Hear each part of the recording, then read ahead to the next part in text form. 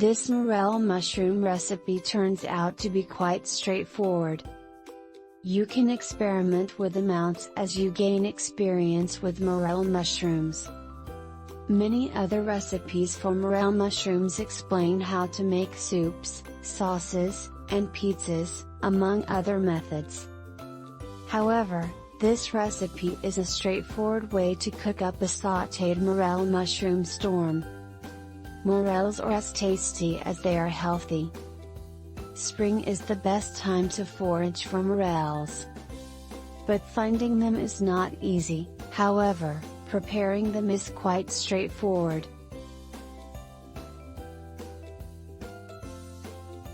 Morels, any reasonable amount will suffice.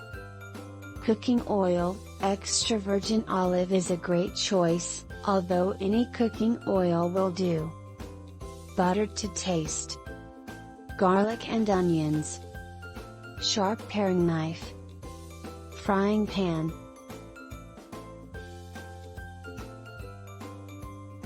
The correct selection of the mushrooms is crucial to the success of this dish.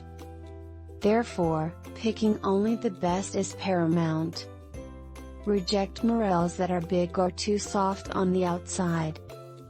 They do not need to be devoid of bugs and dirt, we will address this issue later. Wet or spongy mushrooms will spoil the cooking process. Consequently, you should reject them. If you have harvested the mushrooms from the wild, be aware that there are dangerous lookalikes that are toxic. A way to detect the difference between real and false morels is to cut the mushroom open. The true morel has a fully hollow interior.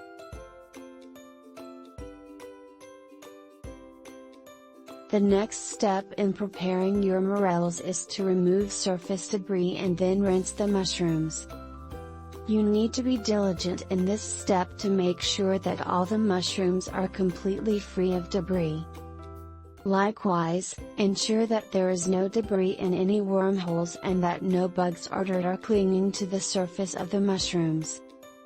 The use of a small kitchen brush or paper toweling can be constructive in this step. This preparation might take a little longer if you've harvested the morels in the wild rather than purchasing mushrooms at a retail outlet.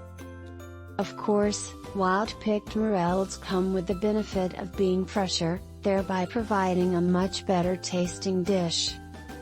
And as wild morels come effectively free of charge, you get a double benefit. When you're satisfied that the morels are as clean as possible, give them a quick rinse under cold water and immediately pat dry, fast being the operative word here. As a side note, there is still conjecture about whether to rinse or not. Current wisdom seems to be that quick rinsing does not harm the finished taste.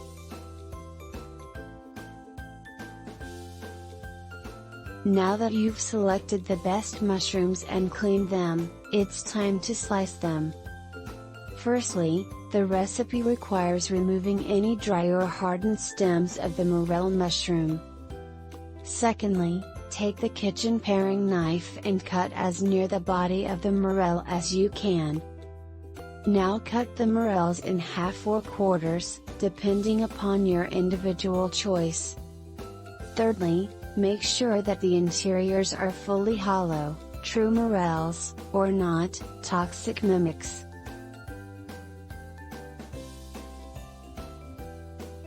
Heat the oil and butter in the pan until the butter has melted and combined with the oil. Butter for flavor and oil for high temperature. Subsequently, introduce the morels to the pan and stir, ensuring that the oil and butter coats the mushrooms. Allow the mushrooms to brown.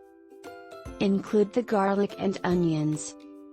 When the garlic and onions turn golden, decrease the heat to medium-low and let sit for a few minutes, stirring periodically to prevent burning.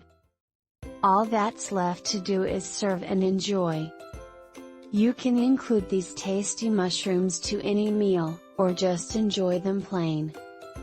As a bonus flavor sensation, try adding a small amount of soy sauce to complement the umami tang of the morel.